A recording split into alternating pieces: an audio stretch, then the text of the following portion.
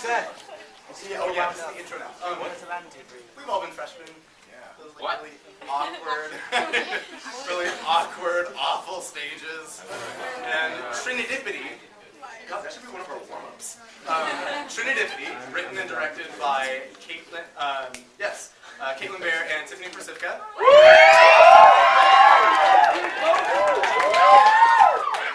Explores the intricacies of said freshman year and the serendipitous circumstances.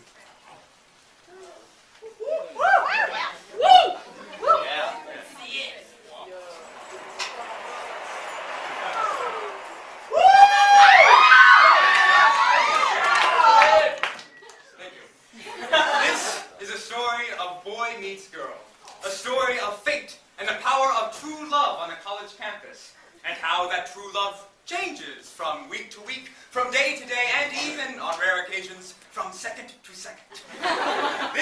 Our story begins shortly after a huddle of awkward, nervous-looking first years arrive on campus for an undoubtedly embarrassing event known as Slave Fair. This is Mary.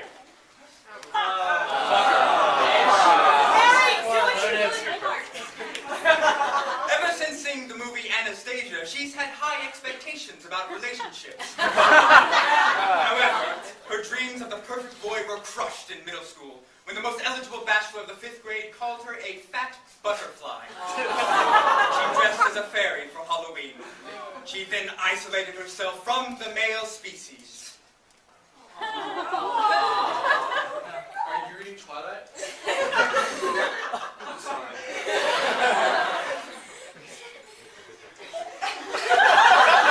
Her chances of forming a lasting relationship are therefore slim. Here we have Dylan, who's not in much better shape. An innately awkward boy with a kind heart and average looks, Dylan is every girl's best friend. And only ever their friend.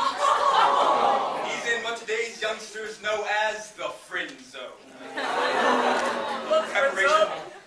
In preparation for college, we watched the movie Just Friends to find out how to woo the perfect woman with his irresistible sex appeal. He is still wary about his smooth talking skills and anxiously looks for the first victim to test them out on. He selects Mary, who looks like the most shy and approachable option. It's time for the classic awkward introduction. Oh dear God! No! Why, oh why? Woe is me! Are you okay? Is everything all right? It's just terrible. Was it someone's idea of a joke to not tell us that the picture on our tiger card was going to be used for everything for the next 4 years of our lives? No, they didn't!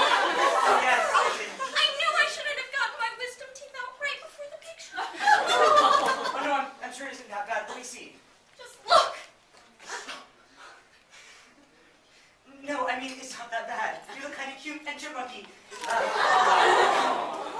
But everyone loves Alvin and the Chipmunks, right? They're really popular right now. They even made a squeakquel because people thought they were so adorable.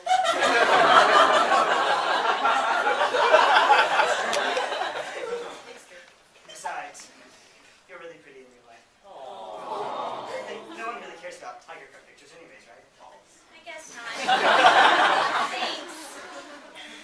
I'm Dylan. BT does. Oh, I mean, hi. I'm Mary.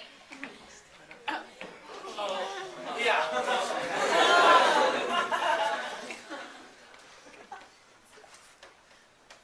So, I heard this playfair thing is supposed to be cool. Yeah!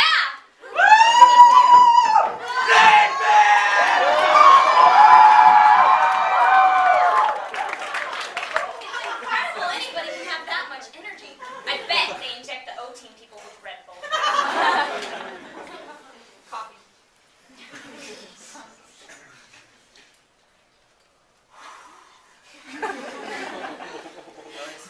It's weird how they call us first years here instead of freshmen, right? That reminds me of Harry Potter. Yeah, totally.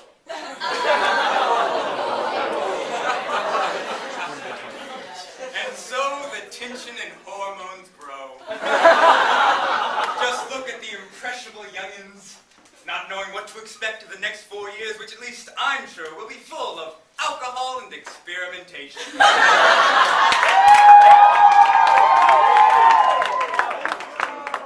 Hopefully not always together. Especially for Mary, whose innocence and beauty will hopefully not be corrupted by college debauchery, because she doesn't deserve that. Not that I care. It would just be sad. Okay, moving on.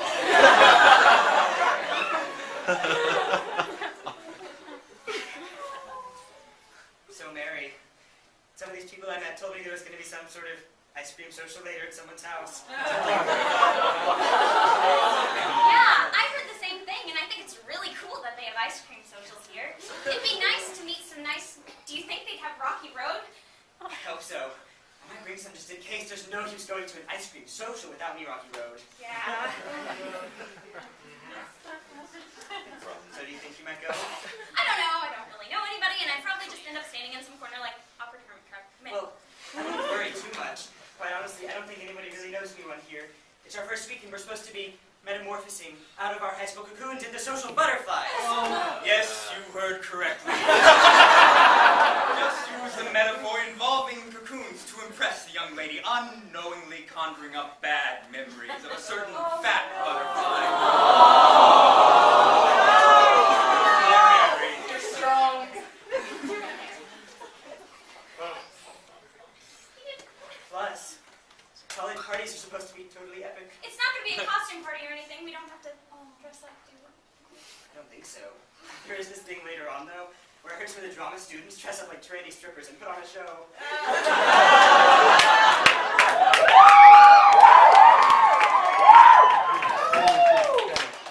It's not a party, though. I hear it's just how they hold their club meetings. Okay, then. I guess I might go. I mean, it'd be fun to go to an ice cream social and meet some nice new people who I can have an intelligent college-level conversation with about the national debt and foreign policies. So I guess I might see you there. I'll think about it. Fidget! I'm with Parker.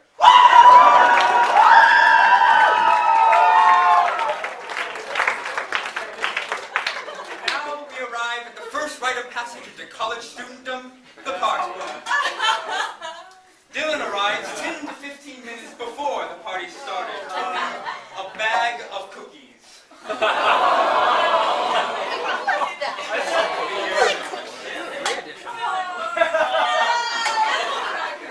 Remembering how his mother always told him to be prompt to any event and to never show up at a party empty-handed. This, however, resulted in Dylan being the first to arrive and awkwardly standing in the corner of the main room while he realizes what the people really meant by ice cream. This realization shocks him, yet makes him feel infinitely cooler for being at a party with real alcohol. He anxiously sips his beer, sadly realizing it tastes nothing like cream soda. Party foul! And waits for Mary's arrival.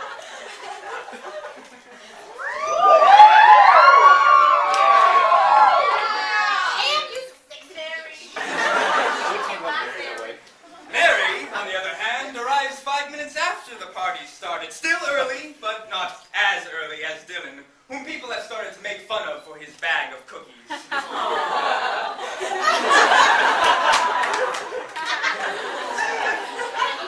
Mary, on the other hand, any points she might have lost from the bad timing were gained by the way she dressed up so beautifully. She gracefully walked in, lighting up the room with her smile. Her dress brings out the color in her eyes and really accentuates her brain.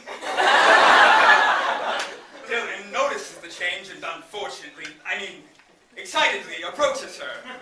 Since they met earlier, social etiquette requires that they speak, not that either of them wants to, because they don't.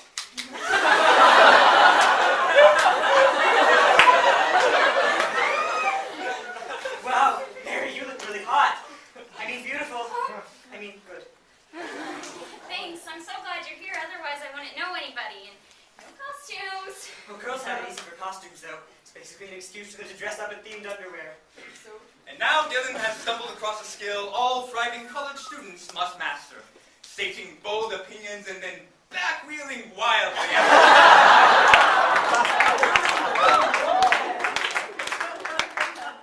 Of course, is disgusting. What self-respecting woman would let herself be objectified like that? It's just sickening. What a save, Dylan. What a save. Dylan, obviously being way too immature to handle all the woman that is Mary, realizes he should just walk away and let a real man have her. So, Mary, do you want to dance? I said Dylan walks away and lets a real man have her. Mary refuses his invitation, knowing she and Dylan could not produce beautiful babies. Sure, I'd love to. No, no, no, no! Mary realizes that the sexy voice now speaking is telling her what she really wants and leaves the party now! Or now, Mary is insulted by Dylan's aggressively sexist dance moves. Mary realizes that the chemistry between her and the nerdy freshman boy is entirely due to hormones and the new sense of freedom, and she slaps him. Dylan decides he wants to be celibate, and so leaves as to avoid temptation. Dylan decides he's a little bi-curious and wants to check out the effeminate man doing the cake stand. Mary realizes she could only go for a man with sultry sideburns and leaves. So, Mary, I know we just met, but I really like you. I really like you too. Do you think maybe you want to be my girlfriend? Mary, please, no! He doesn't deserve you! You're breaking my heart! I love you! Sure, I'd be okay with that. No!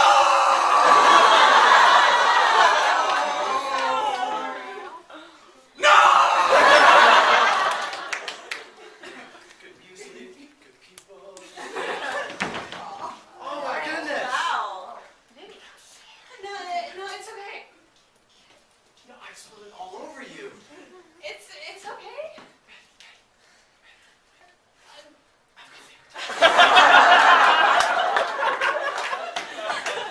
The awkward party bump.